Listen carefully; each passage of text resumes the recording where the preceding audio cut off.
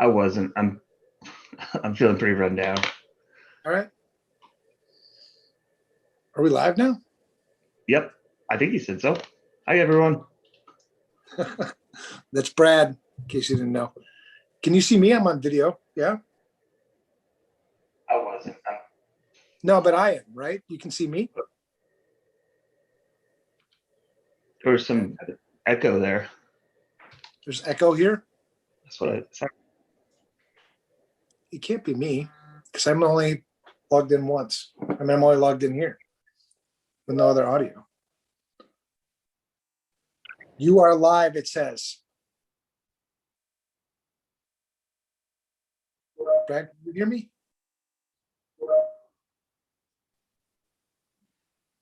Brad?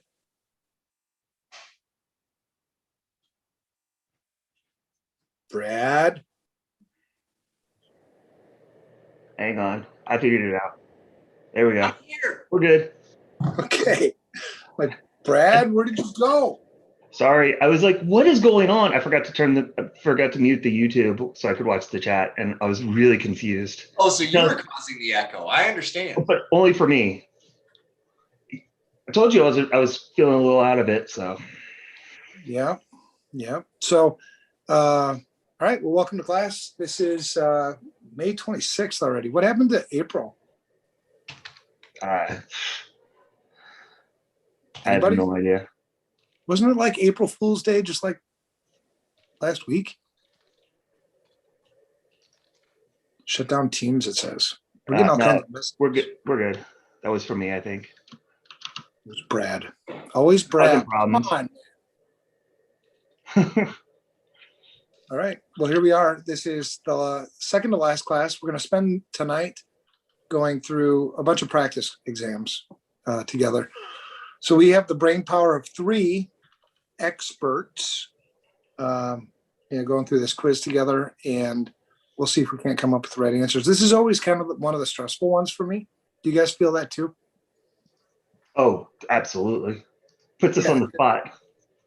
Yeah, because if we get it wrong, it's like, well, if these guys can't get it, then. But you know what we say, you can't be an expert of everything, right? There's going to be one domain that you're probably weaker at, so, and maybe another one that you're an expert in.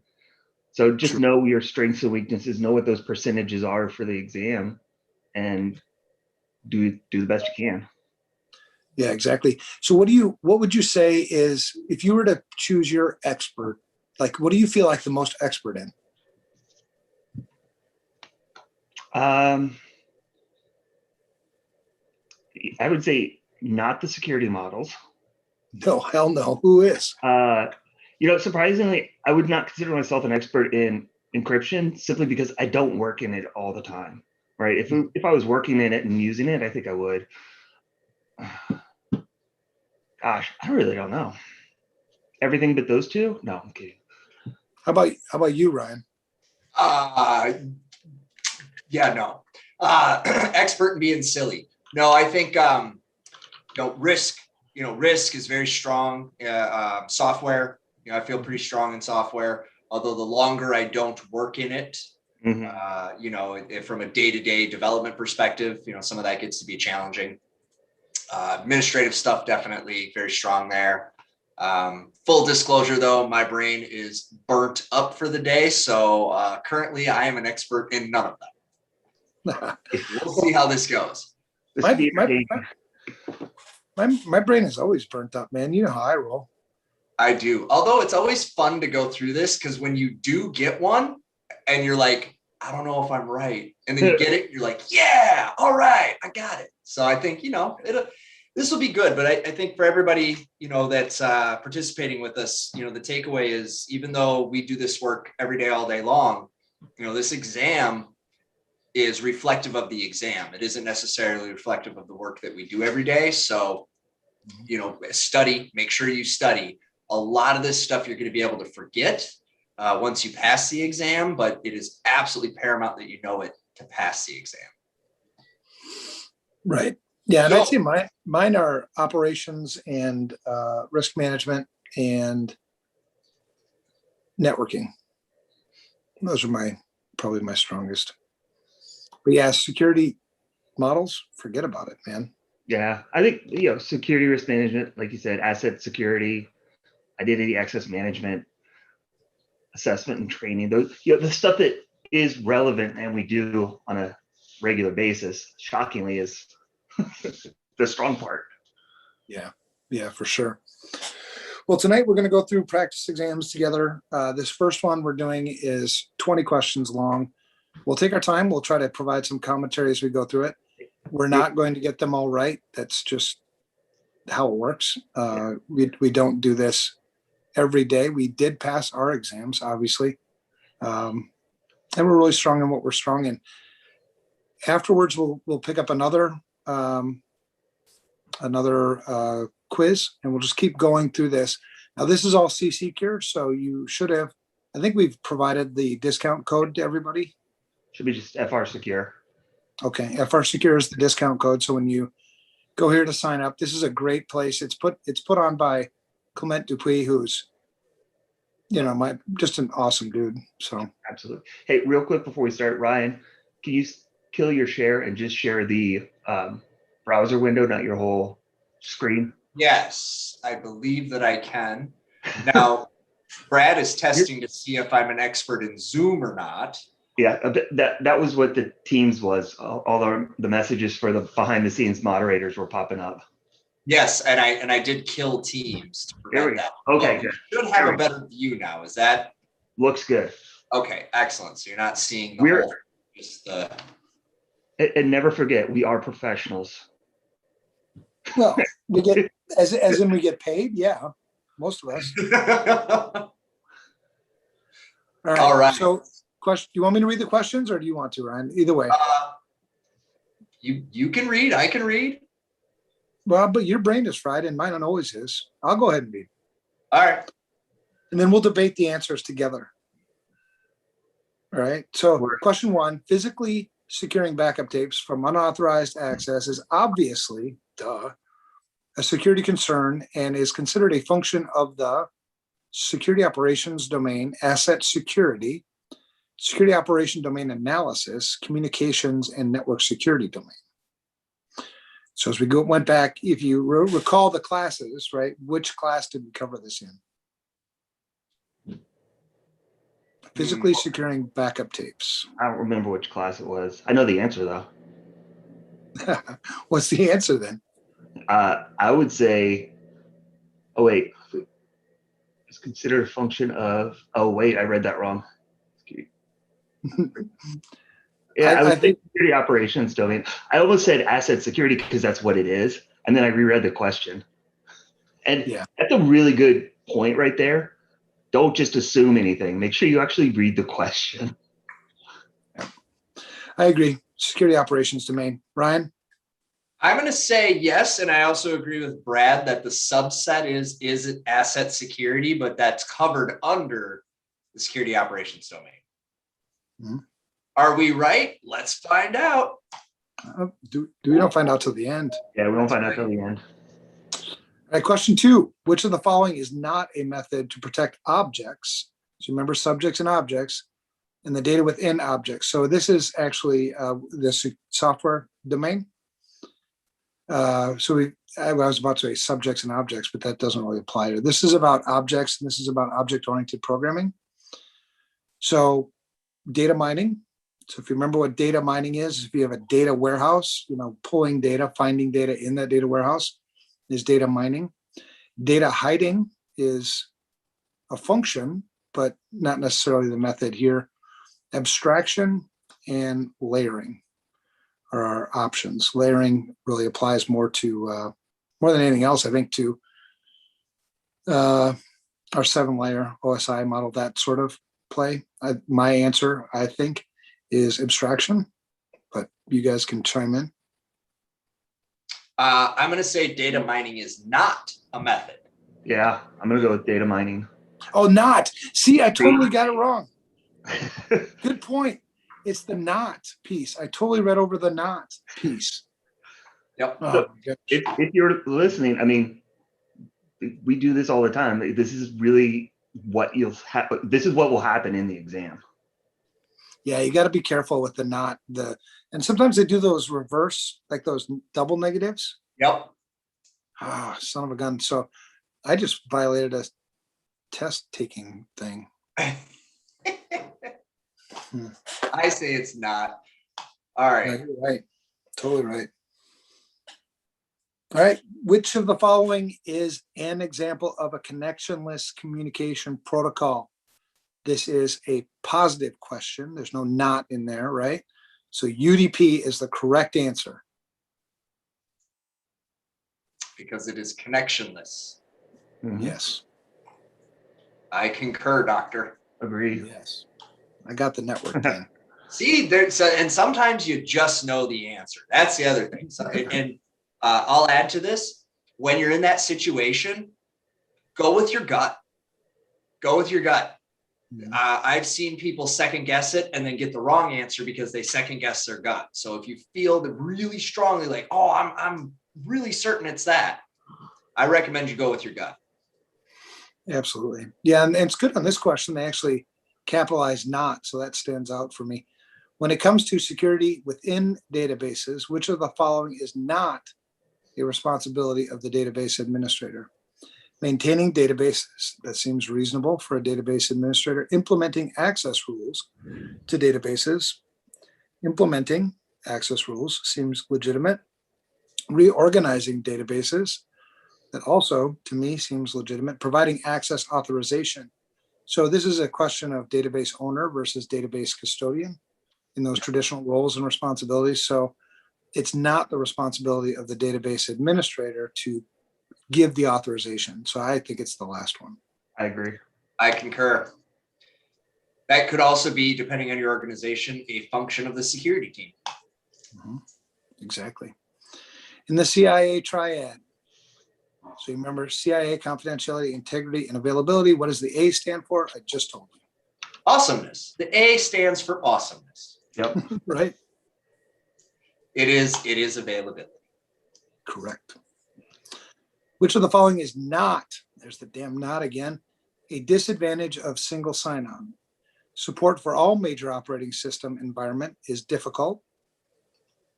It sounds like that might be a disadvantage. Yeah. Single sign-on could be a single point of failure and total compromise of an organizational asset. That also seems like that could be a legitimate disadvantage. Mm-hmm. The cost associated with single sign-on development can be significant. Yes, maybe. Yeah. Single sign-on improves the administrator's ability to manage users' account and authorization to all associated system. So this one's a little bit funky. You're gonna have to choose which one's like, that one is actually not a disadvantage, right? Yeah, that's an advantage. So, and we see that here where it says improves, right? So the key word that we're looking for in the question is disadvantage. And the key word we're looking for in the answer is something that indicates that it's not a disadvantage. I would argue improving is not a disadvantage. Yeah, that's an advantage. Yep. Good point. In which of the following database model is the data organized into a tree-like structure, implying a single parent for each record? So object relational database is a relation between objects, and it's not hierarchical. It doesn't have to be related that way. So that one is not the right answer. Hierarchical database model, that one almost seems like the same thing we're talking about.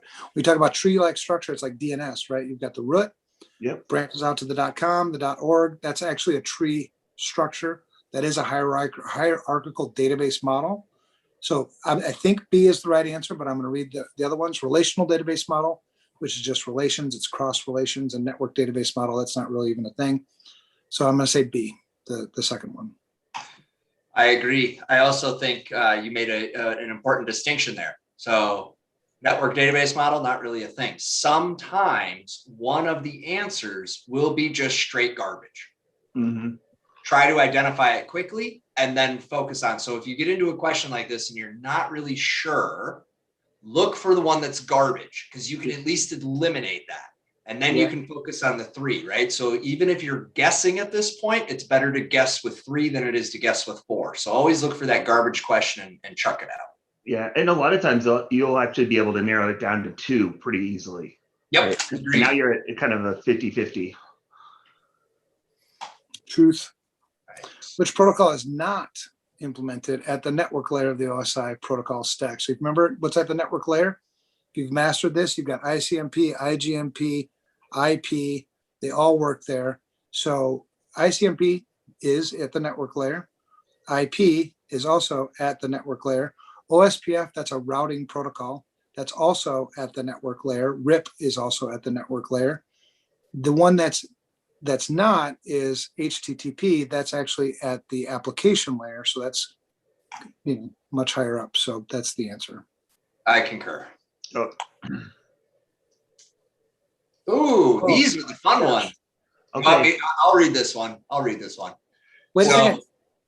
Brad's got a tip on this. I know. I love his tip on this. So here's the thing, Ryan. Don't read the whole paragraph. Read the question at the bottom and then read the paragraph, because there's times where you don't even have to read the paragraph to answer the question, or they have a bunch of misleading stuff in there, and you're like, oh, what is it? So read your question first, and then go back and look at the answers or the scenario. So one problem with key cryptography is securely generated, distributing, managed, revoking, and exchanging keys. The question is, which type of cryptographic key infrastructure largely alleviates this problem? So this statement here is a problem statement, not necessarily relevant. It's not a question. The question is, which type of cryptographic key largely alleviates the problem? Now let's see if this paragraph has anything in it that gives me the answer. So as part of a growing business, cryptography is a critical component for your defense in depth. Network links are encrypted, emails are encrypted between senders and receivers, and data at rest is encrypted on desktops, laptops, and servers for added defense against data theft or unauthorized manipulation. You are working on possible replacements for your existing cryptographic systems, which are old and outdated. You are able to meet with a vendor who is trying to sell you on some of their products, and you want to review the technology so you can make educated decisions on your purchase. Below are some key concepts you want to be familiar with. Answer these questions to test yourself. Yeah, see, so that's one, when you read the question part, I didn't even need to look at the paragraph, right? This is one you just know. Right, the paragraph is to confuse you. Yeah. So which type of cryptographic key infrastructure largely alleviates the problem of securely generating, distributing, managing, revoking, and exchanging keys? So, digital signatures, public key infrastructure, hash-based message authentication code, or PKI, private key infrastructure. So notice the catch here. You got PKI and PKI. One's public key, one's private key. right, and this is a good one where you can just toss two out right away, because the question is, what type of cryptographic key infrastructure? And there's only two of them that mention infrastructure. So I wouldn't even worry about the others. Yeah, and private key infrastructure is not a thing. So yeah. Well, in that. So we'll go with public key infrastructure. Which of the following teams should not be included in an organization's contingency plan?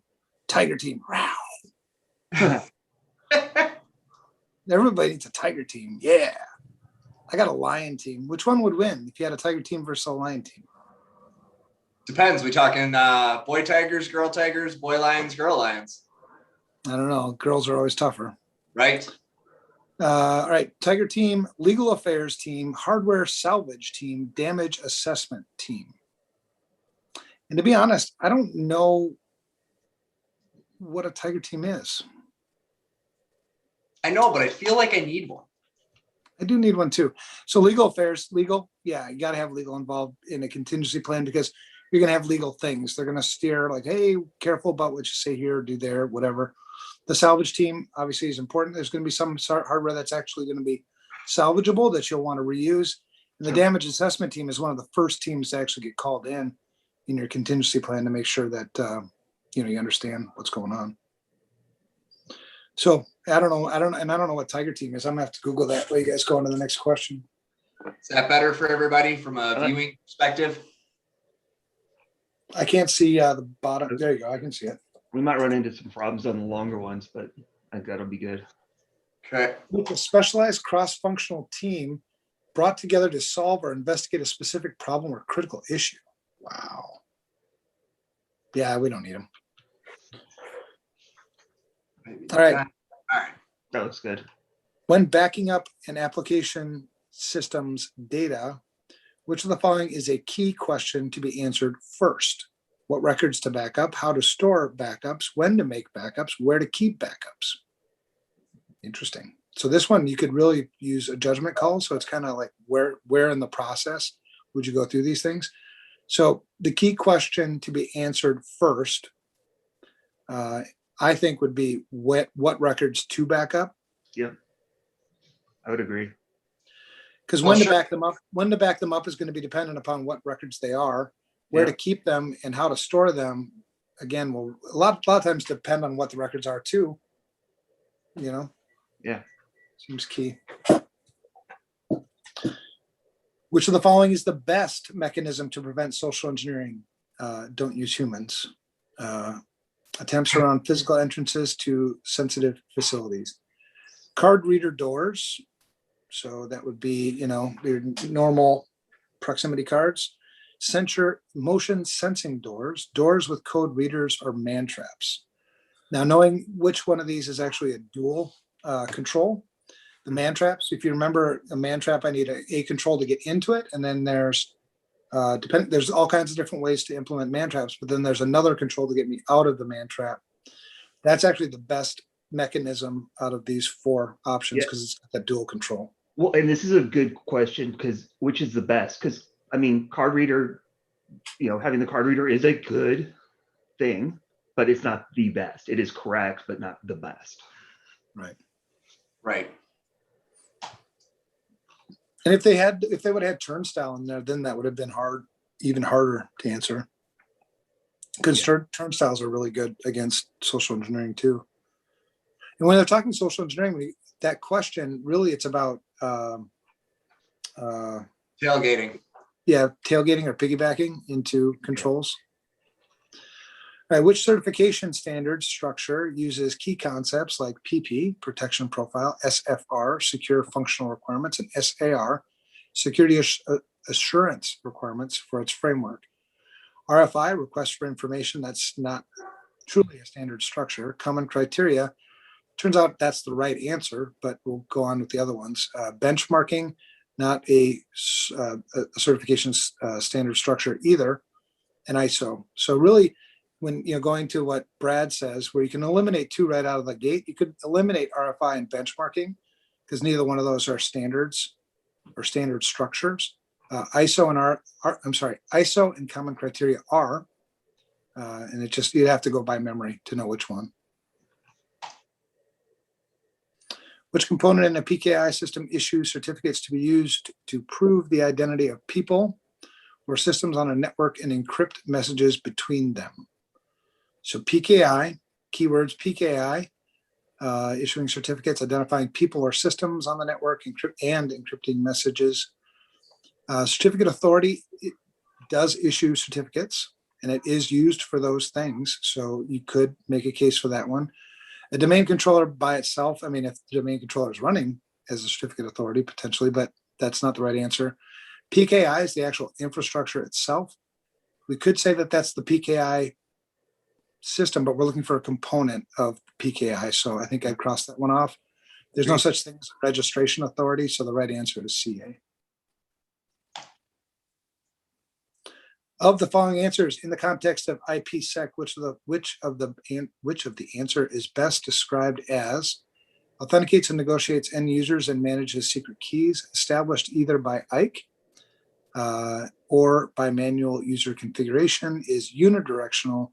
One is defined for inbound traffic and one is defined for outbound traffic.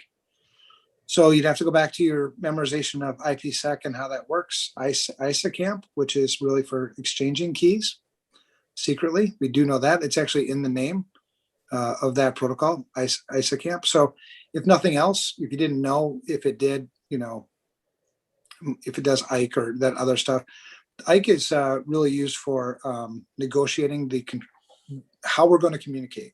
You'll negotiate things like encryption strength, right? Are we going to use AES 256, AES 128? Are we going to, whatever. All that stuff happens in this negotiation.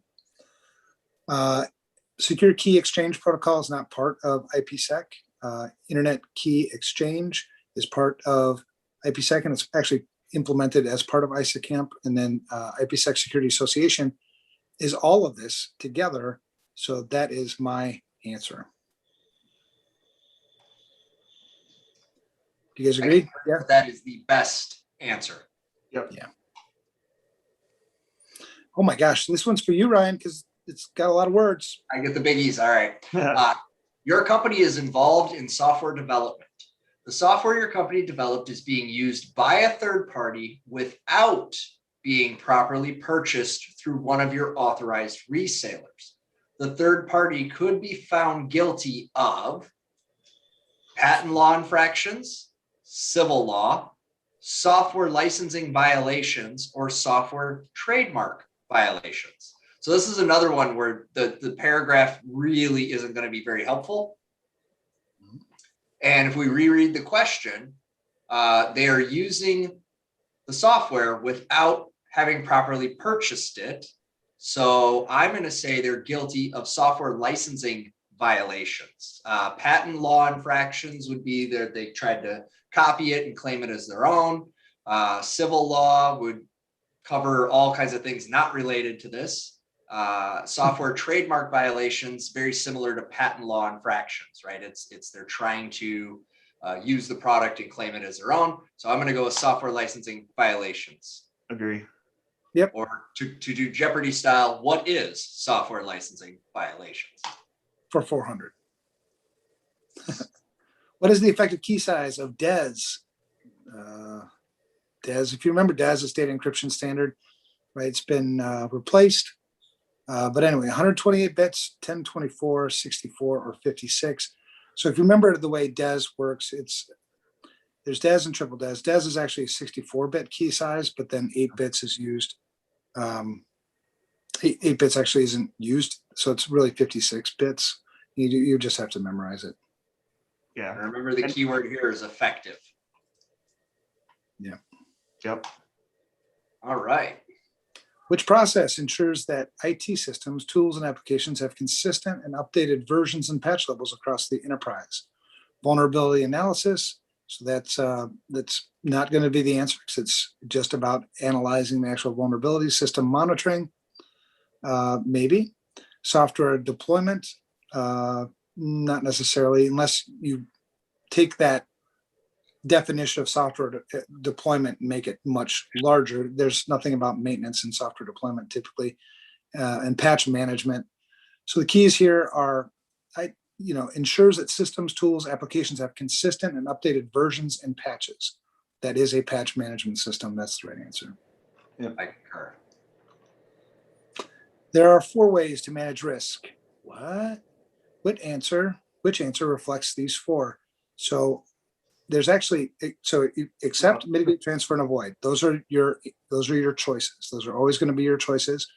They'll mix up the orders here, because you've got mitigate, which would mean I'm going to put some control in place. I'm going to change a process. I'm going to do something to bring that risk down into alignment with what's acceptable for me.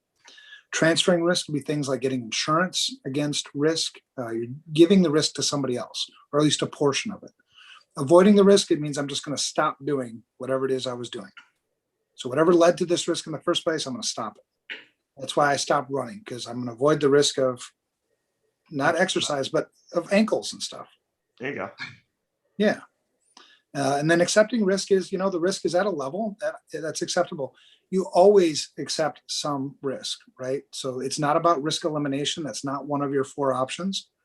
So the top one is actually the right answer. But if you look at the other ones, ignoring risk, that's what most people do. Right. That's not acceptable. I mean, that's not one of the ways to manage it. And so, the second and third you can take away. And it's funny that the 4th answer there has actually 3 options when they're asking for 4. So that one's. Yeah. So this is a good example of your, 90 questions into the exam and your brain is mush. You really have to pay attention. Mm-hmm. Yep. All right, last one, and then I think we get Here we go. a score. in order to be able to successfully prosecute an intruder in a court of law. So when you talk about prosecuting an intruder, you're talking about, criminal law here. Which of the following would be the most important step to follow? Whenever possible, analyze a replica of the compromised resource, not the original, thereby avoiding inadvertent tampering of evidence. That is a good practice. Is it the most important step? Let's keep going. A point of contact should be designated to be responsible for communicating with law enforcement and other external agencies. That's a good step as well. Is it the most? Again, I don't know. Collection of evidence has to be done following predefined procedures. That's also important. Mhm. A proper chain of custody of evidence has to be preserved. So this one's a little bit interesting because they're all legit, really. But which one is the most important step to follow? In my opinion, it would be the last one. I agree. Yep, because it's the first thing the lawyer is going to grab onto. If the integrity of the evidence can be called into question, that generally is going to cause a lot of other trouble. And the other three are, again, great practices, right? They also help support the integrity of the evidence, but chain of custody is absolutely critical.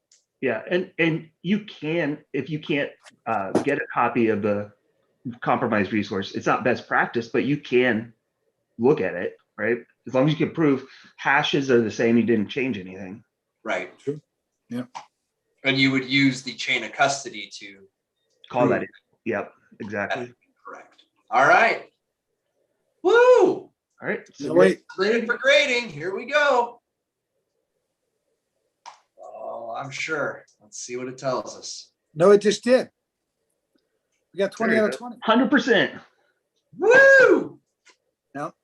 All right. And the domains we covered? We got to review them all. Crap. All right. So that one wasn't so bad. Not too terrible. Let's generate a new one here. Yeah. Now, are there any, can you guys see the chat? Are there any questions? I've been watching it. Okay. It's been mostly them throwing their answers out there. Nice. Good. I like that they're doing it along with us. Generate quiz. Are we doing another 20 question one? Yeah. 20s. All right. Which of the following was developed by the National Computer Security Center for the U.S. Department of Defense? NIACAP, ITSec, DIACAP, or TCSec?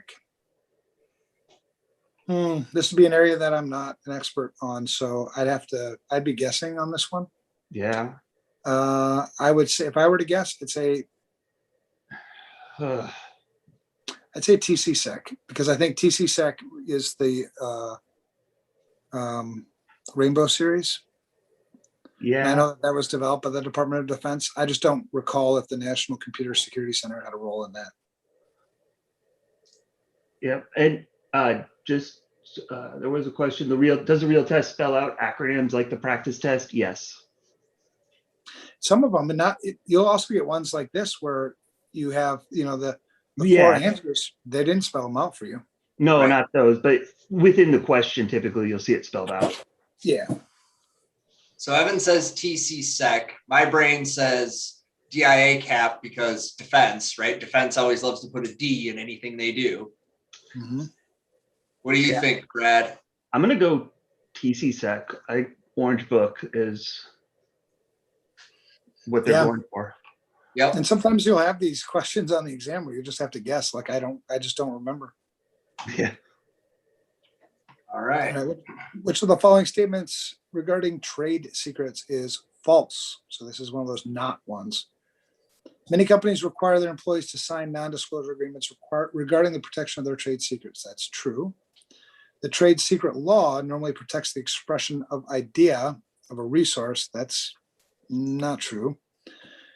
For a company to have a resource qualify as a trade secret, it must provide the company with some type of competitive value or advantage. That is true. A resource can be protected by law if it is not generally known and it requires special skill, ingenuity, and or expenditure of money and effort to develop it. The one that's not true is the second one. The trade secret law normally protects expression of idea. Yeah. So real quick, there was a comment in the chat about, wow, if we have to guess, like kind of like where are they going to be like? And I think your answer to that is if you talk yourself through it, if you've studied it, you're going to know the concepts, right? You should know the theory behind it, and that should at least get you down to 2 answers, and then you can make an educated guess. Right. Yeah, and I would encourage everybody do a cram session before the test, right? Just ramp up, hit those flashcards. There was a bunch of stuff that when I was doing my exam was in my head. And if I had to think about it, it wouldn't come. But because I had done that study a couple of days leading up to it, got a really solid night of sleep the night before, ate good, all that stuff, it just kind of popped and triggered. And I was like, I'm guessing, but I'm guessing with confidence. Yeah, I did I took it when it was 250 questions. And in the 3 months leading up to it, I started off taking, 1 a week. And then by the week before the exam, I took a full 250 every day and only show me the questions I got wrong. And that's a really good strategy as well, because the stuff you know. Well, and it gets you ready for the grueling,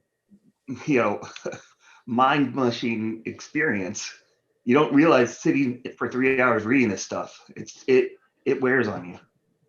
Well, and this generation, they're lucky. They don't have to do the nightmare one that we did. They got the new school one that, at about 2 hours in, you're either passing or failing. The one we had, they gave you 6 hours and a pat on the back and a wish good luck.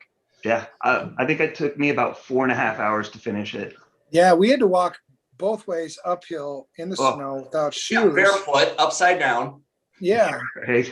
Well, I think I was the only one of us 3 that had to take it with the Bubble test. Pencil, the pencil and the whole thing. My CISM was with that. Yeah.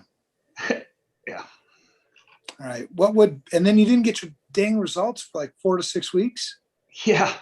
Until you're like, gosh, I hope I passed. I have no idea. Now you get the instant results. So you take away that stress.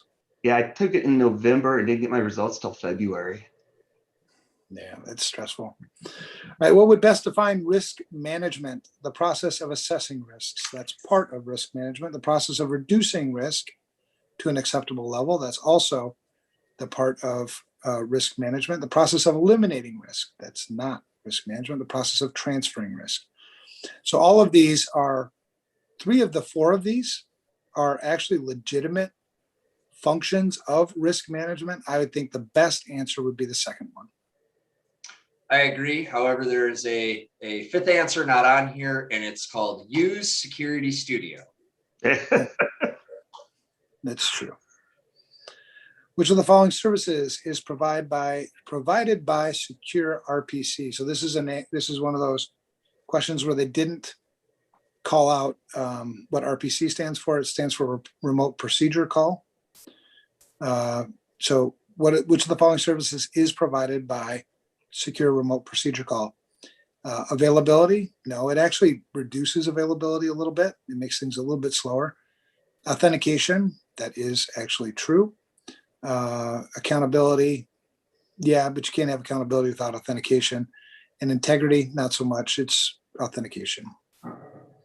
And if you don't secure this correctly, availability will be a huge problem. Oh, yeah. Which of the following task is not usually part of a business impact analysis? Calculate the risk for each different business function. That sounds like legit for a BIA. Develop a mission statement. Doesn't really sound like part of a BIA. Calculate how long these functions can survive without these resources. That would be, a function of a BIA. We're trying to determine that maximum tolerable downtime, or sometimes referred to as maximum allowable downtime. So that's legit. And identify the company's critical business functions. That's also legit. So I think the answer here is the second. What access rule technique is also known as multi-level security? Rule-based access control, mandatory access control, discretionary access control, or role-based access control. Now, I don't refer to any of these typically as multi-level security. So I'm just trying to think through how rule-based access control works. That would be things like content or context dependent access control. So if you remember like time or specific content, those are usually rule-based access controls. A mandatory access control is set up by the system. I'm trying to think what else I know about that. Subjects and objects, usually it's clearance and sensitivity, but all play in mandatory access control. Discretionary access control is where you have somebody who can give access to things. It's not set up necessarily by the system. So an object owner could give access to somebody else. And then role-based access. I think the best answer out of all these, knowing how they actually work, I would say it's discretionary access control. But being that I don't normally use the term multi-level security, I struggle with this one. Yeah. Yeah. I think RBAC meets the closer definition of multi-level, which, by the way, did we even teach on this? What is multi-level? Isn't that layers? Isn't that just layers? Yeah. Yeah. Yeah. So- So I think you could probably make a case for any one of these. But I think, yeah, my answer is what, and you got RBAC, so I'd go with either one, to be honest. I'm not confident enough in mine. What do you think, Brad? What's your weigh in on this? Man, this is one where I'm going to go, I'm going to make a guess and move on and compensate by getting others correct. I really have no idea because I haven't seen that term before, so I'm not sure what they're going for. Yeah, we didn't have it in the book either. Let's go with discretionary and see what it tells us in the end. Actually, it's mandatory access control because as I'm looking it up, and this is another thing, as you're taking practice exams, feel free to Google stuff and look it up. It may be something that wasn't covered in the book. For the next one, Ryan, we'll do it in study mode, and you can drop down and it'll tell you right away if you get it right or not with information. Perfect. Yeah, role-based access. Yeah, interesting. All right, go ahead. They said it was mandatory. Sort of. I mean, it says it incompatible classifications, security clearances needs to know. So that would tell you it's mandatory access control, but then later on, it tells you Bella Padua, which is also mandatory access control. But then later on, it tells about role-based access control. So it's like, I don't know. And sometimes you'll find that too, maybe not on the real exam, but in your practice exams. Practice exams are typically submitted by people. Yeah. And there are times when the practice exam question is wrong. So don't get all hung up and caught up. If you have to do research, go do research. I mean, really, I think the big thing about practice exams, it gives you confidence if you score well enough. But it also can point out areas where you need to go do a little bit more research. Yep. Right.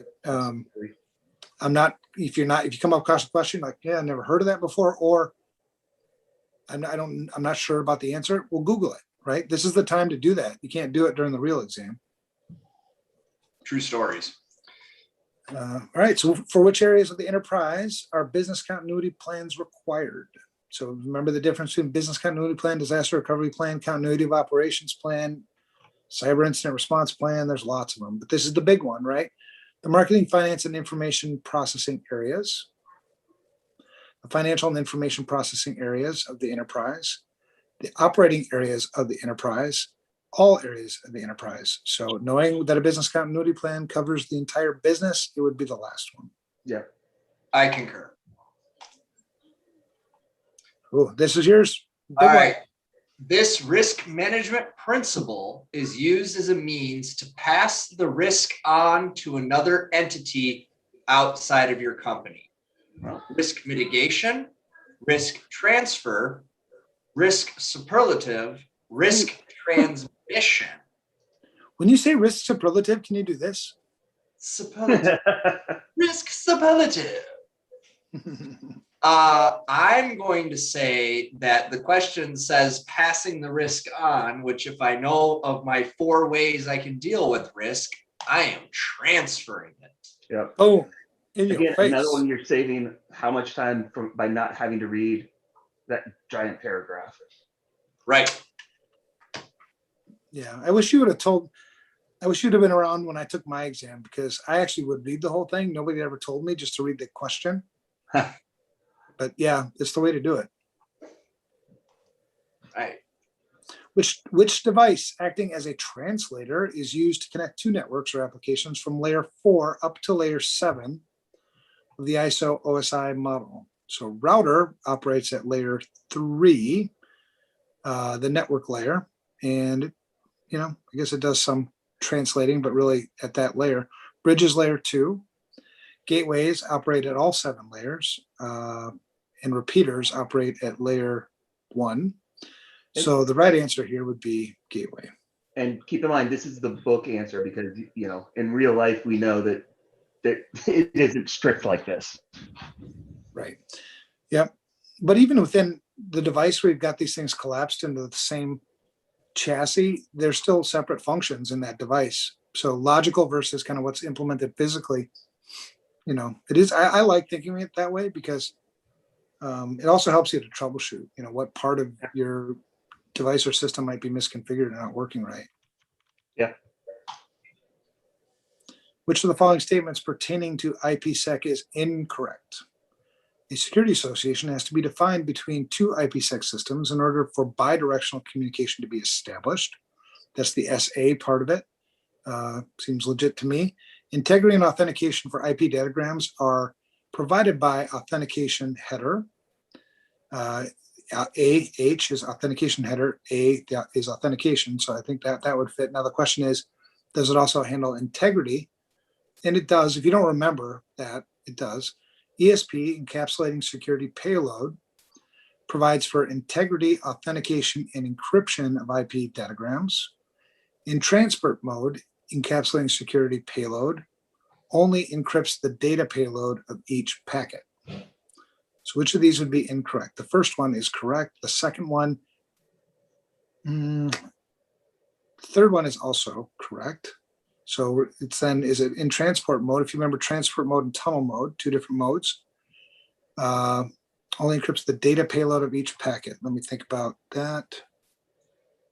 That's also correct. I think it's the second one. I think the key there is the integrity piece. Mm-hmm. It does do integrity in terms of like checksums, but not truly integrity of the data. So compared to RSA, which of the following is true about elliptic curve cryptography? It is believed to require shorter keys for equivalent security. Believed, or is it mathematically proven? It has been mathematically proved to be less secure. That's actually not true. It is believed to require a longer key for equivalent security. It's actually stronger, so it's a shorter key for equivalent security. It has been mathematically proved to be more secure. That would be, it is believed to require shorter keys for equivalent security, or has been mathematically proved to be more secure. Wow. Those questions almost say the same thing, don't they? Mm-hmm. It is believed to require shorter. I'm going to have to go with the proved piece because it is mathematical. But this is one of those tough ones, right? Because they are very close to both being a correct answer. Mm-hmm. Which answer correctly identifies the process used to identify and confirm vulnerabilities on your company systems by attacking them and seeing which attacks succeed and which one does not? Penetration testing. So this is the difference here is this is an active, right? Active versus passive. This is an active attack. So penetration testing is an active piece. Vulnerability assessments, even though they do a scan, they don't try to compromise anything. It's a passive technique. Footprinting, I don't know, I call them fingerprinting, but footprinting, I guess, would be looking at what systems are kind of available on the network, I suppose. And then port scans. Port scans won't confirm vulnerabilities, either will footprinting. So penetration testing is the right answer. Yeah. I think the key there is by attacking them. Yeah. Right. That's your trigger to know that what to go with. Yeah. I concur. Which of the following, so the next quiz one of you guys does. I'm talking too much. Which of the following access control categories blocks in caps, like I'm shouting blocks, unwanted behavior. Oh, behavior. This is, I'm not doing European questions, man. All right, which of the following access control category blocks the unwanted behavior with hard countermeasures like metal fence or file permission? We're blocking, so that's a preventative control. It's not a detective control. A detective control would identify if somebody had passed your block or your preventive control. Deny access control, that's not one of our, it means something, but that's not one of our categories. In deterrent access control, it doesn't, file permissions don't deter anything. Preventative is the right answer, or preventive. What is the problem with posting job advertisements on public media like websites or print media? Posting so many technical details that applicants may not feel qualified? No, that maybe it's a problem, but that's not a problem with security. Divulging too many technical details can allow attackers to identify potential vulnerabilities in your network. That sounds legit. Yep. Posting job descriptions are too vague and getting too many applicants. Not my issue so much. Getting too many applicants and not being able to interview them all. The right answer, I think, is the second one. Yeah. And having seen some of the applications, people don't care if they're qualified or not. They'll submit it. Which is good. I mean, they should. You never know when yeah. you might catch a break, Well, and just real quick on that point, we know they've done studies that traditionally women applying for InfoSec roles or IT roles, if they don't feel they're 100% match for the job description, will not apply. So I'd like to discourage that thinking and say, if you think you're 20% qualified, go ahead and apply anyways. You never know what it could lead to. One of the people we had on the podcast for the women in security said exactly that. I don't remember who it was. That's right. I remember that too. Might have been Victoria. Yeah, I don't remember. Now, which of the following recovery plan test results would be most useful to management? Amount of work completed, depends on the management, I suppose. Elapsed time to perform various activities, description of each activity. They typically don't like details. Time to restore all critical business functions. If I were management, that would be the one I care about the most. Yep. Which attack below spoofs the source IP of the intended victim and elicits hosts behind the network gateway to responding. So this is a replay attack or an echo attack, responding with ICMP echo replies, which subsequently results in consuming all the bandwidth of the target available. This is a form of denial of service attack, but that's not the best answer here. A Smurf attack, hacking, which is actually what it is, a hacking attack or an IP spoofing attack. The right answer is a Smurf attack. So if you remember, this is a directed broadcast attack. It'd be, I would ping with a spoofed source address so that all these systems, when they reply back, would hit that spoofed source address, which would be my attack target. So that's the right answer. A hacking attack is what happens if you get the COVID lung. What is the term that describes how a manager limits the job duties of employers to prevent fraud? For example, one employee might prepare the check and the other must approve. Dual control, that is what they just explained here, is a part of, that is kind of dual control where you have to have two people. But usually dual control is more like two people sign off on a something. Job rotation, that's not this. Mandatory vacations, yes, please. And separation of duties, that's the right answer. SOD. Mm-hmm. You down with SOD? Yeah, you know me. Who's down with SOD? Yeah, really. Right. Controls to keep password sniffing attacks from compromising computer systems include which of the following? Static and one-time passwords. That would help because if somebody sniffed my password, it's not going to be useful the next time they come to use it. Static and one time. Static would not be good. One time would be good. Static and recurring passwords, not good, not good. One time password and encryption, yes, please. Encryption and recurring passwords, no. The right answer is the third. What kind of encryption is realized in the SMIME standard? Asymmetric encryption scheme, public key-based hybrid encryption scheme, password-based encryption scheme, elliptic curve-based encryption. So the first two are off the list. because SMIME is a PKI based. Asymmetric actually sort of works, but I think it's more the the public key based hybrid encryption scheme. And if you think about the way this is for sending email, right? SMIME. If I'm going to send email, somebody has to have a method to decrypt my message, right? So they would be able to get I would share my public key freely with anybody. My private key is what I keep secret, right? And those two are paired. If I encrypt something with my private key, you can decrypt it with a public key, right? So it's got that authentication, and then you can go, back the other way with it. So I think it's the second one. And if I'm wrong, it's Brad's fault. Yep. Cloud access security brokers. Sometimes we call these CASBs. If you ever heard of CASB before, might offer all the following services except identity and access management. It sounds like something I'd want out of my CASB. Business continuity and disaster recovery. Probably not going to get that out of your CASB. Maybe. Key escrow or single sign-on. The right answer is the second one.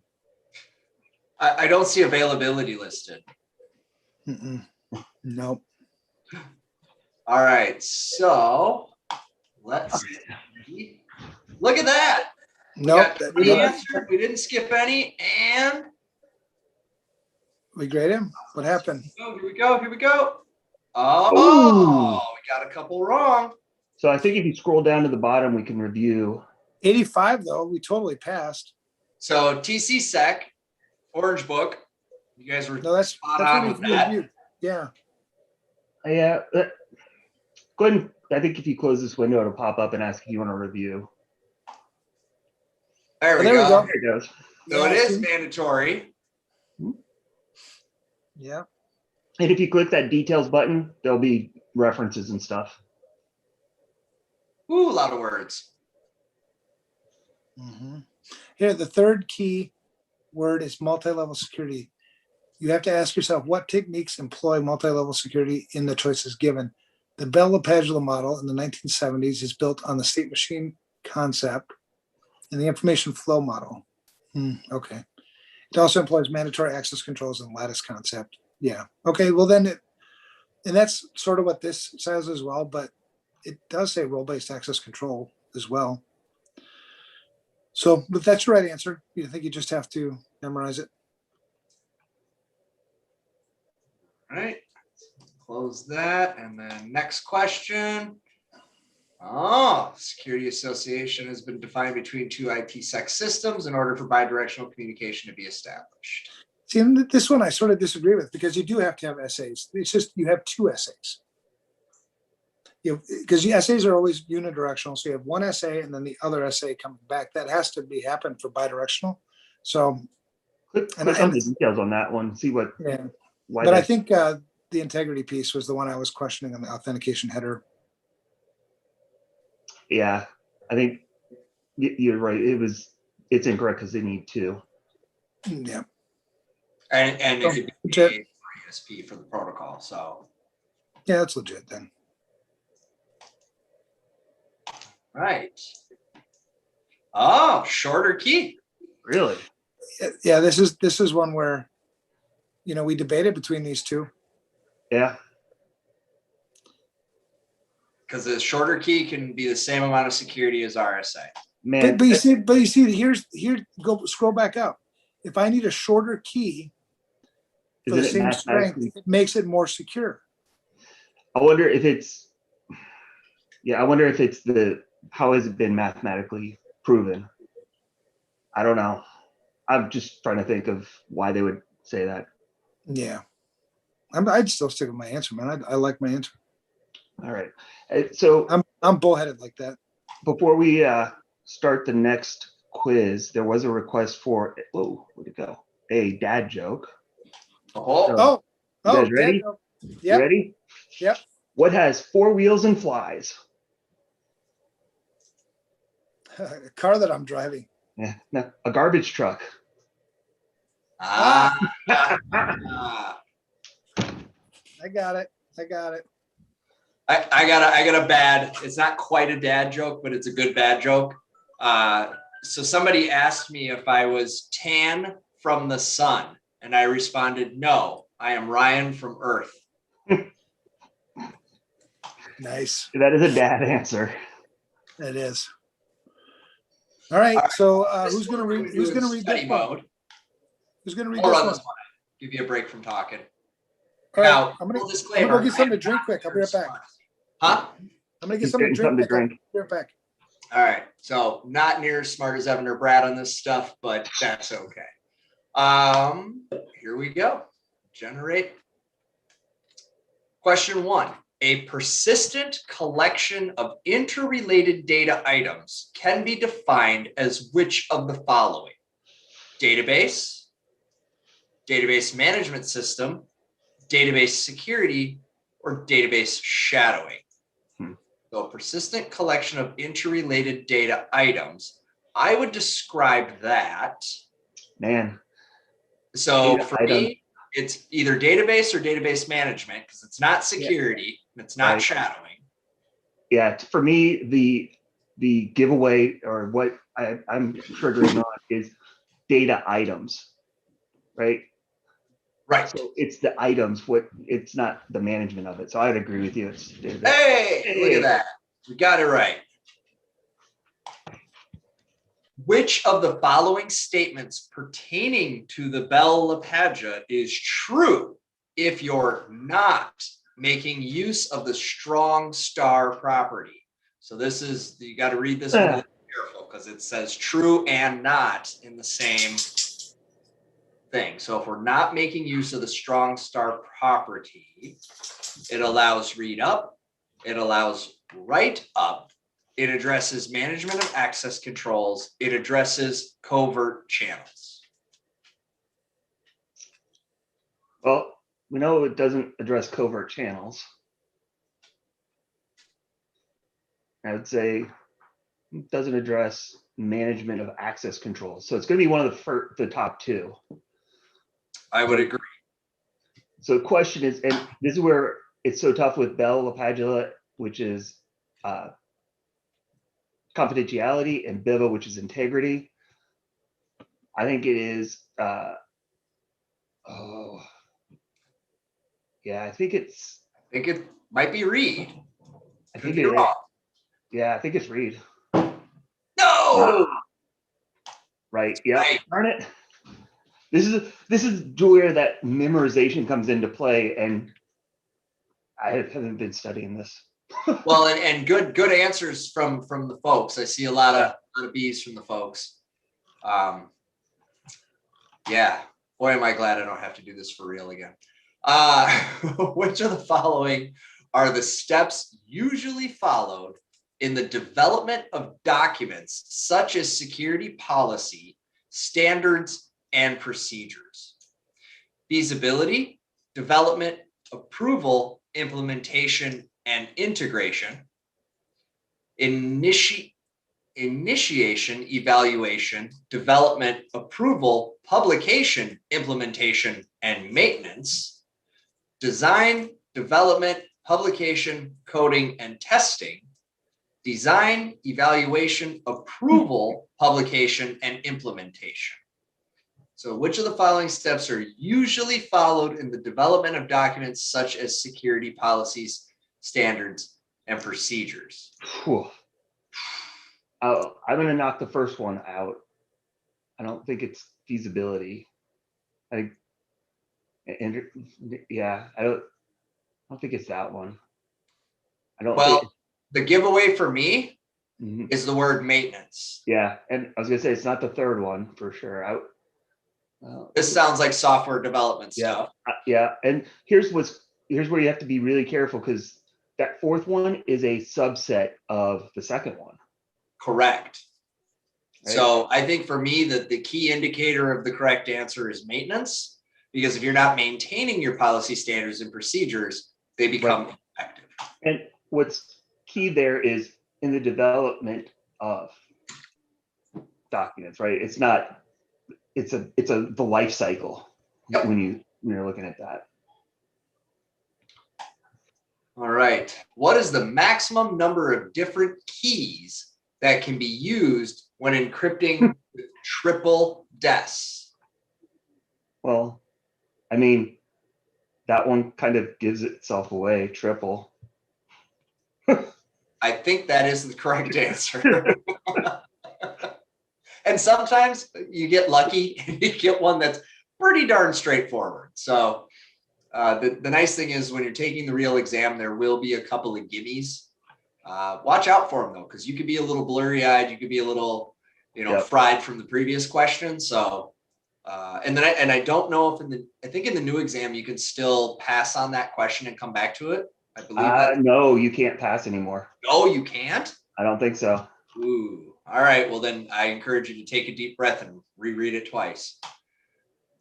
An intranet is an internet-like logical network that uses a firm's external physical net BIOS infrastructure, a firm's internal physical network infrastructure, a firm's external physical network infrastructure, or a firm's internal physical net BIOS infrastructure. Oh, there's where we can quickly eliminate two of those. Yep. So net BIOS is not in scope here. That is a narrow thing. That's not what we're talking about. And an internet is external. An intra or internal internet, an intranet is internal. So knowing that an intranet runs on the inside, I believe the correct answer is a firm's internal physical network infrastructure.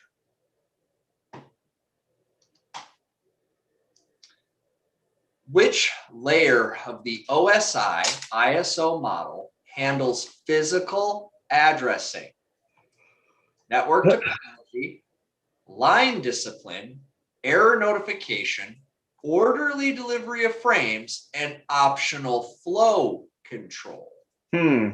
The session layer, the network layer, the data link layer, or the physical layer? Well, since it says physical in the question. But it also says network in the question. Well, true. So we got to ask ourselves, where does the delivery of frames occur? Yeah, error notification. Yeah, you're right.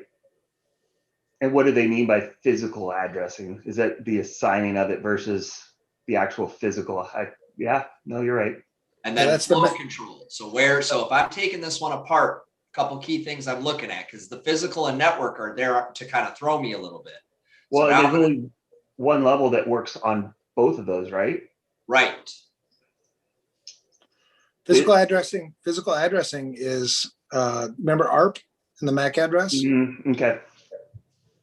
So network? No. I think it's data link. It's a data link. So that's the one that does, physical and network. All right, next. Which of the following is used in database information security to hide information? Inheritance, polymorphism, polyinstantiation, or delegation? Well, that's a tricky question because I immediately went for like steganography when I was reading it. And then database, that's where it is. See, I'm tired. I got to read this better. So inheritance, we learned from our software class, is inheriting things from other objects. So I don't know that I would use that to hide information. No. Polymorphism is the changing of something into something else. That sounds like maybe something that would hide something. Polyinstantiation is the having of multiple instances of the same name. So I don't think that's it. And delegation is something leadership does. Yeah, right. I'm going to say polymorphism. No, I think wrong. It's inheritance. It is inheritance. It is not inheritance. It's polyinstantiation. It is polyinstantiation. If you no, you can't see that until the end, where with the question. Anyway, this is a really kind of interestingly worded question because we learn about polyinstantiation. We learn about it in a software development context of having multiple instances. Although I suppose we could hide by having it in a different table. Well, so here's where how I got to that is what that's allowing is, or it's preventing the alert that something already exists in the database by allowing duplicates, right? So, if they're trying to do shipping, for example, the competitor can't put in a bunch of the same stuff and find out, oh, well, that's not available or whatever it might be. So that's why I went with polyinstantiation. It hides the fact that the value already exists. Mhm. I like it. That makes sense. Good explanation. That's a really good explanation. You are part of a security staff at a highly profitable bank, and each day all traffic on the network is logged for later review. Every Friday, when major deposits are made, you're seeing a series of bits placed in the urgent pointer field of a TCP packet. This is only 16 bits, which isn't much, but it concerns you because it could be a sign of a damaged network cable causing the issue. It is normal traffic because sometimes the previous field's 16-bit checksum value can overrun into the urgent pointer 16-bit field, causing the condition. It could be a symptom of a malfunctioning network card or drivers, and the source system should be checked for the problem. This could be a sign of covert channeling in bank network communications and should be investigated. I think it is potentially a sign of covert channeling. Yeah. Yep. Absolutely. Yeah, because those other things wouldn't happen anyway, right? You wouldn't, if you had a malfunctioning network card that operates at layer 2, so that wouldn't have any function at all, probably on your TCP packets at all. And an overrun, between previous fields, that's also very unusual traffic. And it wouldn't happen. You wouldn't have a run over, from one part of a packet into another part of a packet. Yeah. And the first one is a physical layer issue. So it's definitely the last one. Within IPsec, which of the following defines security parameters which should be applied between communicating parties, such as encryption algorithms, key initialization vector, lifespan of keys, etc.? Is it encapsulation security payload, ESP, security parameter index, SPI, security association, SA, or authentication header, AH? Well, these are all SA things. They are all SA things. Bing! What does the star integrity axiom mean in the Bilba model? Biba. Well, I was thinking every time I see it, I see Bilbo Baggins. That's my brain. It just instantly goes to Bilbo Baggins. No write up, no read up, no write down, no read down. Well, so even if you can't remember the star integrity axiom, you know that Biba is about data integrity. So in order to ensure data integrity, that's got to be no write up and no read down. So, but which is the default, right? So right. So you could eliminate 2 of them though, just knowing that. Right. So then it's like trying to remember, well, which one is the star integrity axiom? Which one of those 2? Brad, you taught the class. I forgot the last that 5 years. I know. I forgot that information within 5 minutes of ending the class. So what's more dangerous? I think it's going to be no write down. What's more dangerous, writing up or reading down? Well, it's no write up, no read down. So yeah. Nope. The way I remember this one, and I think I'm right because I had to memorize this, being that stars are up in the sky. Oh, let's see if that works. I think that's the right answer. Oh, that is a fantastic.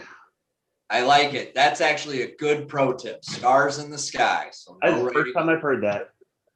Where were you when I took my exam? Seriously. I don't know. I don't know. All right. This type of network security monitoring tool watches the network traffic for security-related events. It can take proactive action to block traffic from reaching targets by being deployed in line between the attacker and the target. IDS, intrusion detection system, HIDS, host-based intrusion detection system, NVMS, network vulnerability management system, or IPS, intrusion prevention system. So if we remember back to our class, and the key here is in line, deployed in line between the attacker and target. So an intrusion detection system is off to the side. It's a passive system. An intrusion prevention system is in line. So I'm going to say it's IPS. Yeah, and the other key here is block traffic, right? None of these block traffic. For one, none of these block traffic, and one of them doesn't even work on the network. It works on, the host. So yeah, you got it right. I'm good for something. I do know some of this stuff. Dude, you're good for lots. Which of the following statement correctly describes the difference between black box testing and white box testing? White box and black box testing focuses on the effectiveness of the software program logic. Well, I don't know if that describes the difference.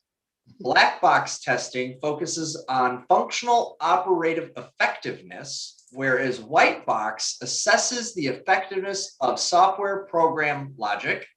So that sounds like that might be a difference. White box and black box testing focuses on functional operative effectiveness of an information systems without regard to any internal program structure. White box testing focuses on functional operative effectiveness, whereas black box assesses the effectiveness of software program logic. Well, let's see. Well, if you remember the difference between black box and white box means I don't have access to the source code. White box means I have access to everything. So with black box testing, it's basically testing it how it's working. Yeah. So that would be the operative effectiveness, whereas the white box, I have the actual source code. I can check the logic. Yeah. I concur. Which of the following is the most secure authentication method for remote access? Fixed callback system, synchronous token, combination of callback and caller ID, variable callback system. Well, caller ID. Nope, not thinking that's it. Well, that's a good question because it includes callback, which is good. So we know that caller ID can be spoofed, but do you add that extra layer? Is it the right answer? I know it's not synchronous or, well, yeah, gosh. See, this is one where you can talk yourself out of it. You can talk yourself into any one of these pretty much. I know. So the top one is definitely wrong. Yeah. And you can't really have a variable callback system because how would the system know where to call you back? Right. So it's got to be the second or the third one. And I like what you're thinking about the combination. When I've got two controls, I mean, that is almost like a multi-factor. Yeah. But then the synchronous token is kind of nice because I would go with the third, but I can see how you could do the second one. It's got to be. Yeah, I can see how you could do that. Ryan, click that show answers there in the upper right. Yeah, okay. So it's saying one-time passwords. That's kind of where I was going to go, is like, oh, synchronous, I bet you they're thinking RSA or authenticators. There you go. Yeah, I can see that. Which of the following answers best describes the kind of network traffic which is most difficult for IPS, IDS, or filtering firewalls to inspect. Traffic sent using alternate data stream, encrypted traffic, traffic sent during off hours or late at night, traffic sent using telnet. And the question is, what is most difficult to inspect? Well, we know that encrypted traffic without a key is going to be pretty damn hard to read. Yeah, and you actually got to proxy that. Which is why we have SSL decryption, so we can look at it. Yep. All right. Which function on a certificate authority is responsible for advising users about invalid or expired certificates? Is it the registration authority, the certificate revocation list, the public key infrastructure, or the domain controller?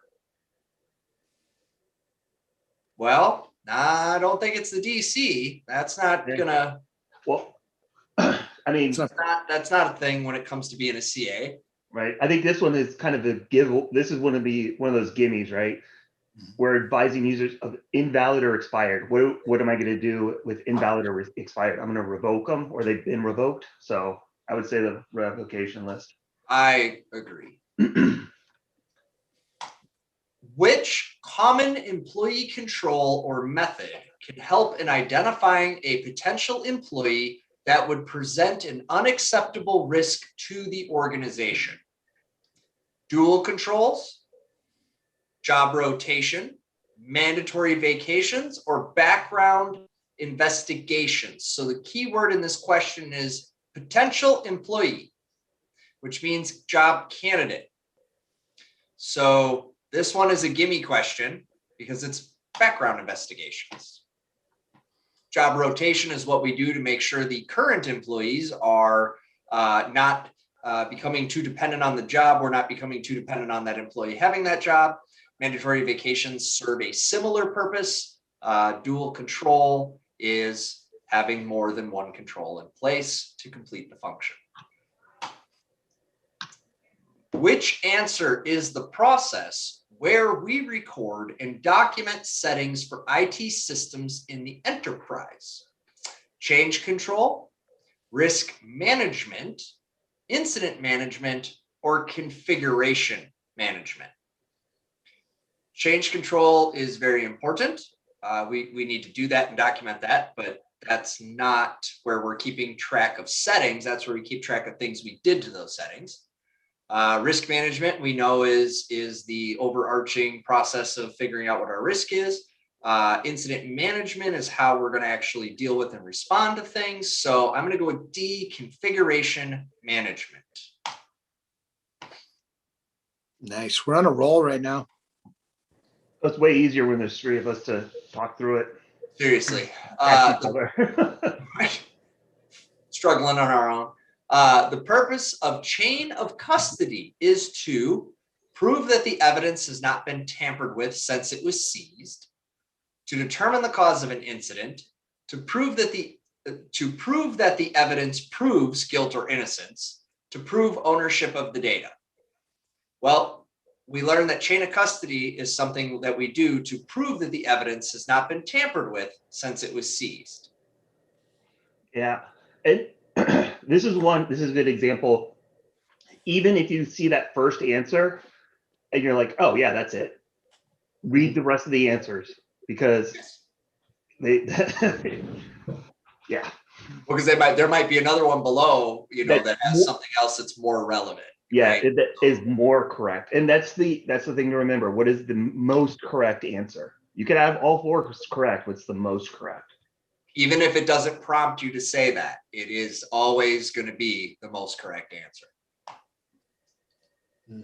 Identification and authentication are the keystones of most access control systems. Identification establishes EDP department accountability for the actions of users on the system, user accountability for the actions on the system, top management accountability for actions on the system, authentication for actions on the system.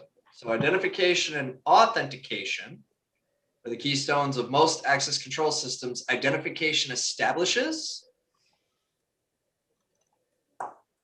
user accountability for the actions on the system. And we can tell that because we're talking about identification, and this is the only one that has the word user, something we would identify. Warning signs, fences, guards, traffic shaping signs, and street markings are all deterrent controls, preventative controls, deterministic controls, or physical controls. So this one's a little bit interesting because those all sound like physical things, but are they preventative? Signs, fences, guards, or perhaps, a guard deters things, right? Guard also prevents things. The guard is also physical. Yeah. And I think when you take these in context with each other, there, it's got to be preventative, because traffic shaping signs really aren't deterrent control so much. They're more preventative, so you don't do something, drive the wrong way. Yeah. Right. Yeah. Same with street markings. They're not actually deterring. Well, they're not preventing. Ah, man. Yeah, but they're there to prevent. Yeah. All right. I'll go with that. I mean, you're trying to pick this apart for control adherence, and that's a whole different issue. Yeah. No, it is not preventative. Is it deter? They're physical. Oh, sorry. That one I kind of knew because here was the giveaway. Yeah. Right? Well, the defense can be deterrent or preventative as well. It can. But I think somebody in the chat had it. The giveaway is the street markings, right? Because those aren't preventing them from doing anything. It's not deterring them from doing anything. No, I've seen the way people drive. You are absolutely correct that the street markings do not deter anyone. Yeah, same with the sign. Yeah. I don't like the way that one was worded, but that's okay. Yeah, I don't either. But yeah, we're still friends. Yeah, no. Okay, I was hoping the paragraph had something in it. Okay. We want to do one more of these? Somebody run it so I can eat my dinner while it's still warm? Yeah. Well, I have to, how am I going to run it? I can click. I just can't talk. I'm going to go off camera for a second. Stop my face. I'll click through though. I'm eating right now too. I won't lie. All right. I'll do it. That leaves me. But only if we do 200. I will. I'm happy to chime in though. I will in between bites for sure. So do we want to do another set of 20? We're running about 30 minutes. I think that will wrap it up pretty nicely. Okay. Yeah, and then so we have Monday off because it's Memorial Day. Oh yeah, that's right. So pay your respects to the people who sacrificed everything for us and our freedom, so we can do stuff like this. And then Wednesday we'll pick it up again. And there's two things I want to do on Wednesday. One is go over what changed, right? So we're going to dedicate that class to, this is what was in the old exam. This is what, some of the things that are newly introduced. Now, I think we can get through that in maybe an hour, and then we'll take the second hour to go through some more practice exams together. If we don't have that second hour, we'll just spend it all on going through what's different. I like it. Yeah. All right, so here we go. At what layer does IPsec operate? Network layer. Done. Let's go. Just kidding. Yeah, I mean, that's what it is. Yeah, you just need to know that IPsec works at network layer. I mean, transport layers, there's too many functions for it to work at the data link layer. That's, layer 2. Transport and session do other functions. So IPsec is an interface between, the session layer. It's just what it is. Application layer firewalls. So application layer all the way at the top, right, are commonly used to host computer running proxy server software, which makes it a proxy session. The host computer running the proxy server software is not, that does make it a proxy session. Application layers are commonly a host computer running proxy server software, which makes it a proxy session, no, a proxy client, no, a proxy server. Well, yeah, it's a server running proxy software, a proxy system, so application layer. So proxy server and proxy system, application layer firewalls. I got to answer the question really slowly now. Application layer firewalls are commonly a host computer running proxy server software. Okay, here's why I'm going to say it's a proxy system, because you mentioned application layer firewalls and a host computer running proxy server software. I agree. Even though they're kind of one and the same, I'm going to say it's a system. I agree. Oh, it is. Show the answer on that one. I agree. I agree. Ryan, if you can put show answer, that'd be awesome. Yeah, absolutely. And I'm with you guys on this one. It's a very poorly worded question. Oh, but it says. Look at this is one where it's the most correct. It is a proxy. I would disagree with that, but you got to go with what the book says. I'm with you, Evan. Yeah, I concur that that system is much more of a fitting description. But yeah. All right. Like I said, I passed the exam, so I'm good. Yeah. Which backup method only copies files that have recently added or changed and also leaves the archive bit unchanged? So when a full backup is done, that archive bit gets reset, right? So then essentially it says that a full backup's been done. Now I can do differentials or the one that starts with an I in between. Incremental, thank you. One of them will reset that archive bit. So then I essentially back up again from that, from that spot. Differential backups, I have to think it through. Differentials would reset the bit, would it or wouldn't it? Oh my God. Full backups definitely reset that archive bit. Fast backup methods, I don't know what that is. An incremental backup method. So it's going to be either what backup method only copies files that have recently added or changed? The only full one backups are going to do it all. So it's going to have to be incrementals. No, because that changes the back or the what differentials. Right, differentials. It'll be differential because I only need 2 tapes to restore differentials. The last full backup and then the last differential, which means that archive bit didn't get changed. Incrementals, I need every single incremental because it does change that archive bit.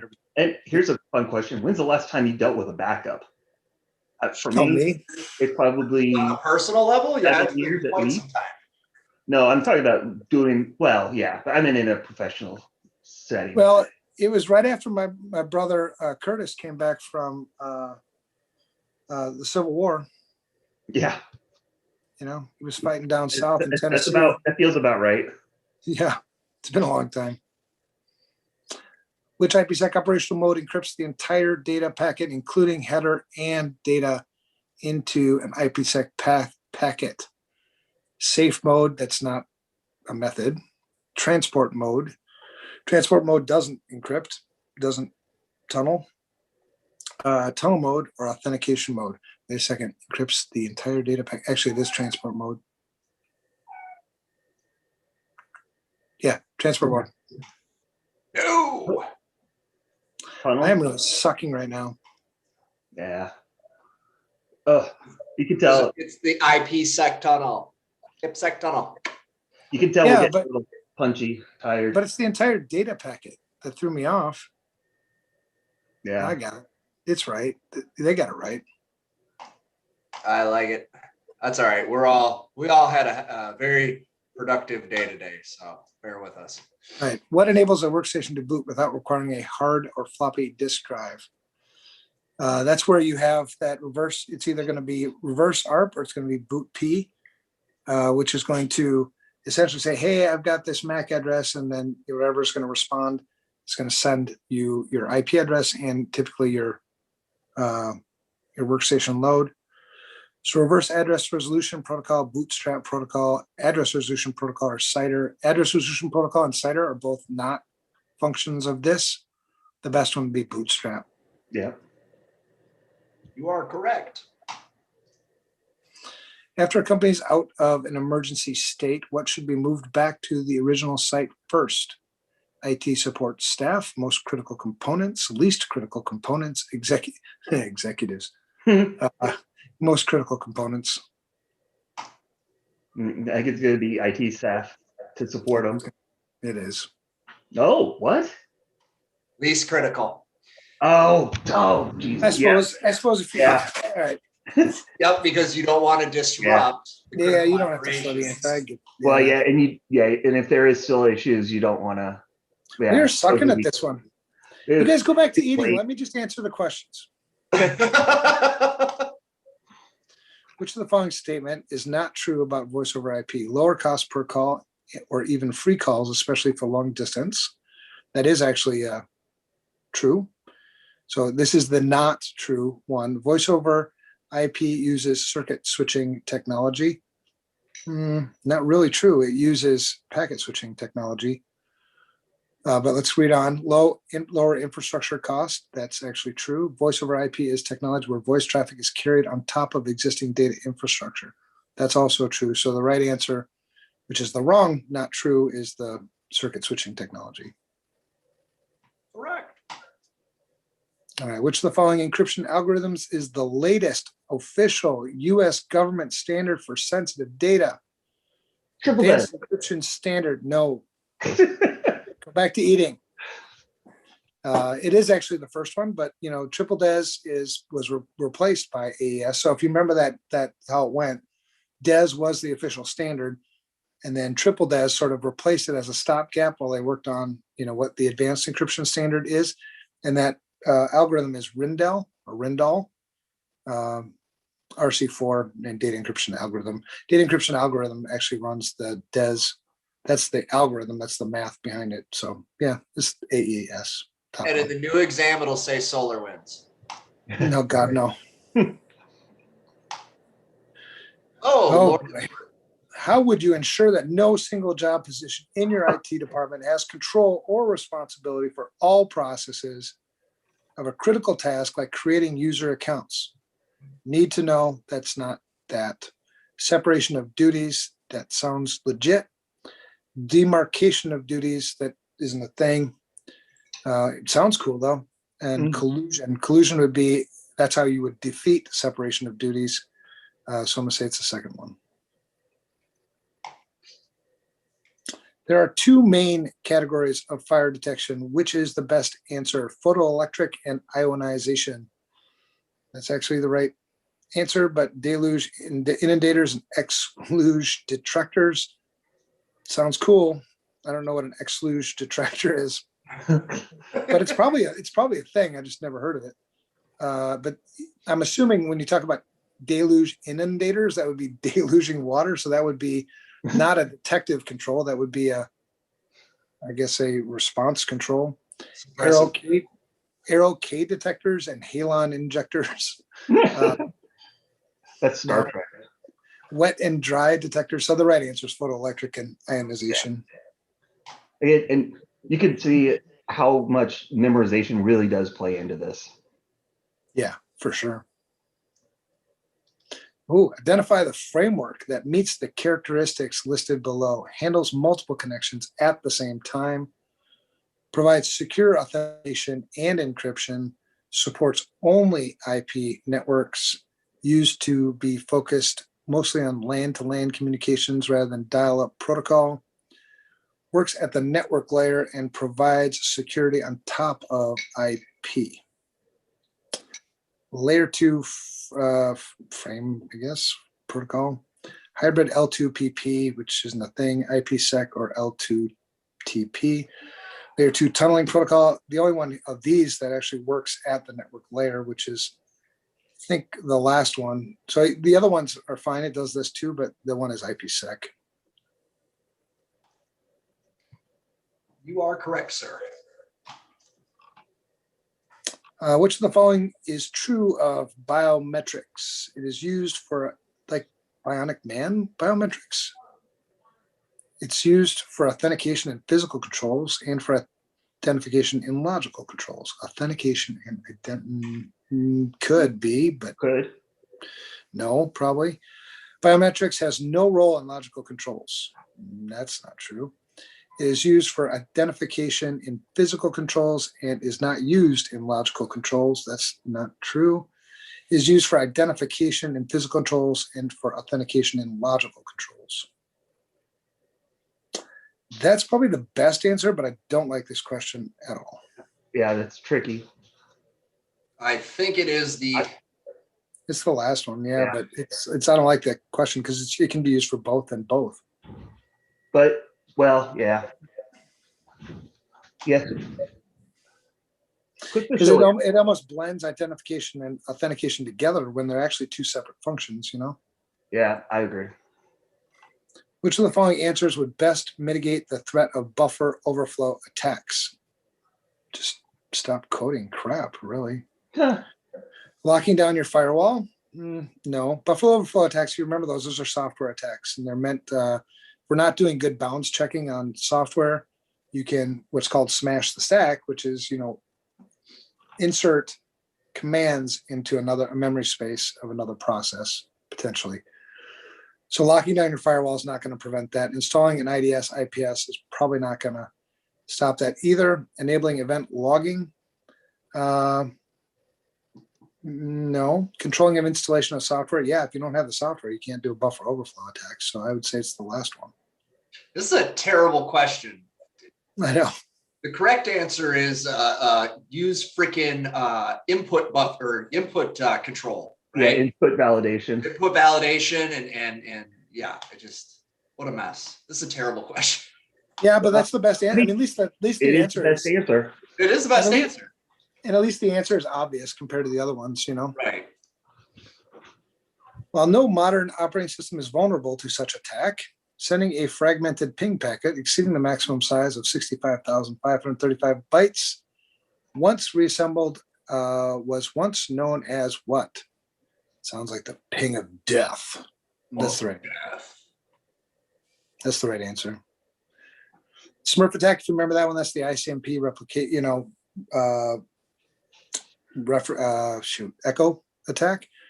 Tribble, I don't know what that is. And ping flood is just what it is, just send a whole crap load. That's like a Star Trek animal alien thing, isn't it? Yeah, I was pretty sure isn't that from old 1960s Star Trek? Yeah, maybe. Attack of the Tribbles. Yep. Which of the following best describes what a SQL injection is? It is an attack that sends dangerous SQL set statements to a SQL server. Maybe. It is an attack that disconnects a SQL server from its internal network. That's not what it is. It's a man-in-the-middle attack. That's not what it is. It's an attack involving insecure database encryption. So the best answer here, not really a good definition of SQL injection, would be the top one. But this is also where, you know, I don't do good input validation on the front end. Funny. I actually had a customer asked, they had a pen test done, and one of our CSMs said, okay, they got in because they were able to overflow their inputs. Can you describe or explain this to me? So I just went through all of this to give to a customer. Yeah, it's still very, I mean, you'd be amazed at how often this is pretty common. Yeah. Mm-hmm. It's a really simple fix. Yeah, they actually have if you're using T-SQL, you just put quote name around everything and you're fine. Yeah. Consider the following steps the attacker is taking. Attacker sniffs the wireless network for the trusted AP access point, discovers the information of the trusted AP and assumes its identity, deauths the user of that MAC address to the target victim, who then searches for the access point. Attacker associates with the trusted AP to become a rogue AP. Victim associates with the rogue AP not knowing anything happened. What is the common name for the attack he is carrying out? A DDoS attack on wireless. No, that's not it. The most common DDoS attack would be to jam the signal. And that's not what he's doing or she's doing, or say he or she, whatever. It's not what they're doing. Wireless man-in-the-middle attack. Sounds kind of legit here, because what the attacker is going to do, the victim will associate with the rogue access point, but then the attacker has to do something with the traffic. So then what the attacker does beyond this is he sends that traffic beyond, it basically becomes a proxy, right? So the rogue access point associates with the real access point, tricks you into connecting to him or her, and now they're in the middle of your traffic flow, right? So this is a classic man-in-the-middle attack. Wireless sniffing, that's kind of where it started, and layer 2 DOS attack would be, I don't know what the hell would be on a wireless network. Which answer is the term best described as a technology that pools disk drive space into a shared pool of capacity to share over a network? A vSAN, virtual storage area network. vSAN? A vSAN. You gotta say it right. A vSAN. There you go, vSAN. Yeah, yeah, that's it. Yeah. iSCSI, iSAN. Yep. All right. What is taking place when a malicious website forcibly loads a different website when the user visits the initial website? Sounds like a cross-site something.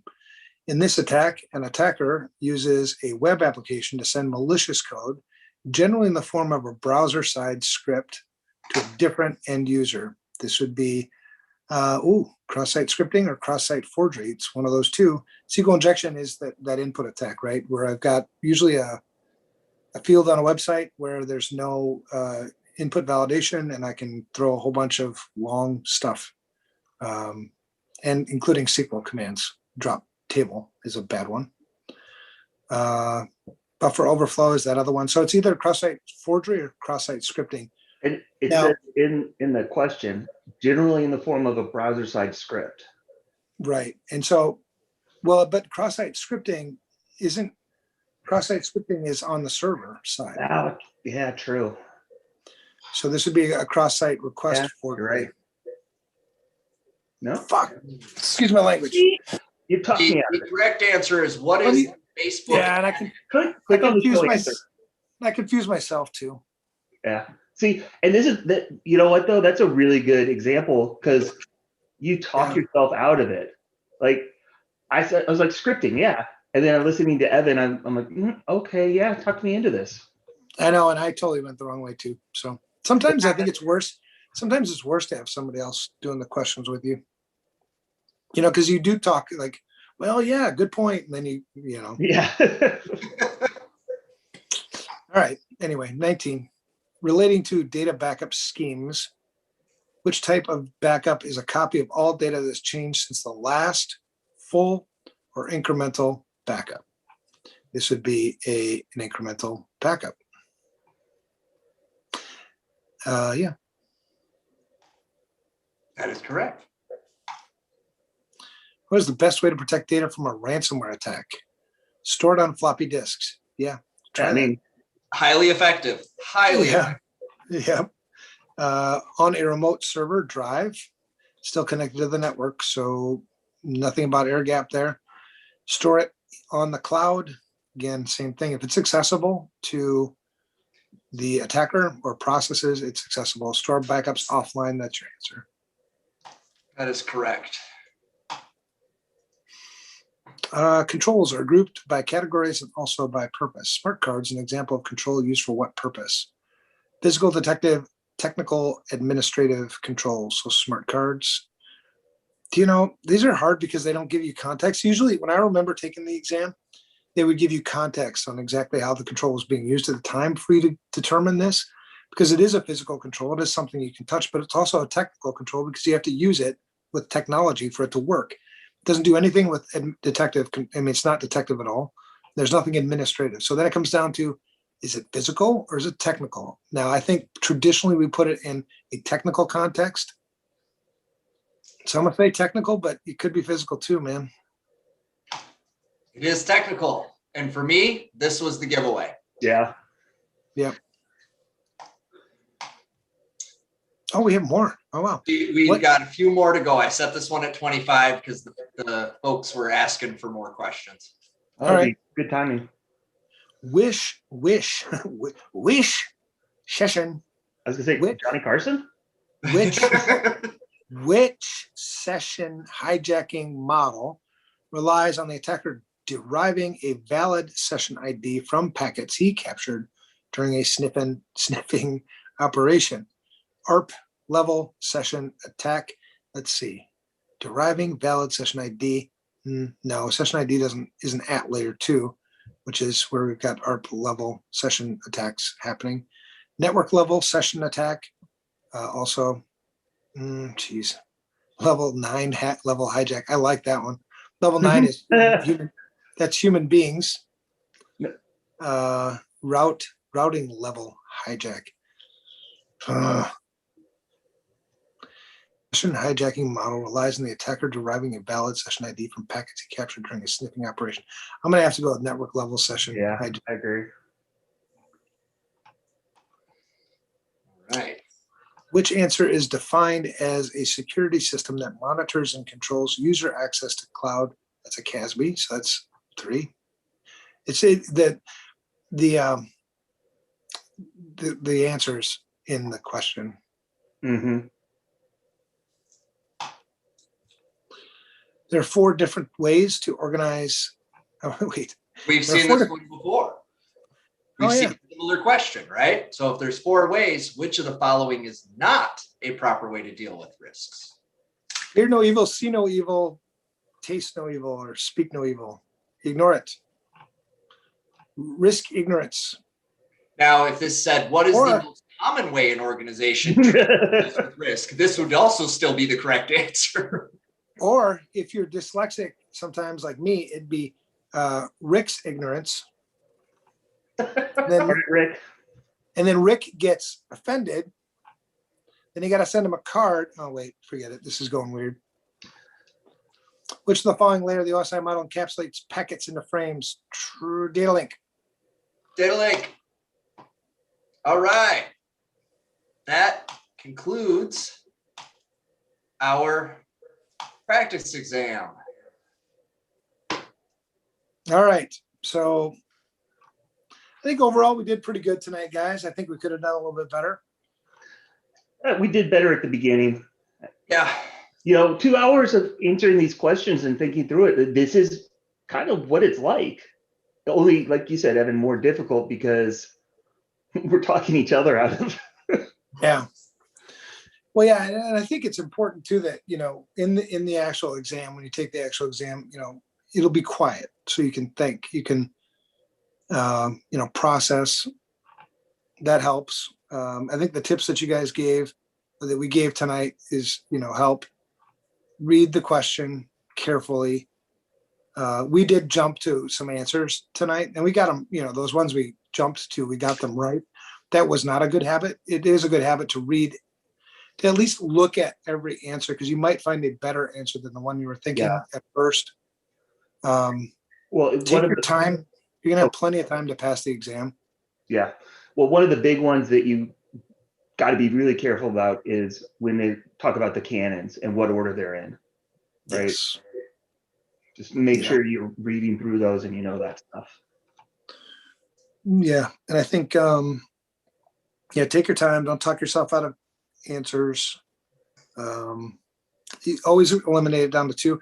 Now, all the test questions we did tonight were all multiple choice. That's not going to be representative of what you see on the exam. You're going to see other types of questions, like adaptive question things where, so we'll try to do some of those next week. I think those are also on this platform, aren't they? Yeah, there should be some. Yes. So yeah, I think so. I don't know. Yeah. We'll look into it. So yeah, keep playing around. No, I just keep playing around. Like I said, there was one more request for another dad joke. Who's got to do it? I've got jokes. I know, you're awesome. Well, so today my son asked me for a bookmark. I can't believe he's almost 7 and still doesn't know my name is Brad. Good, man. I get. It's very good. But it was a good night.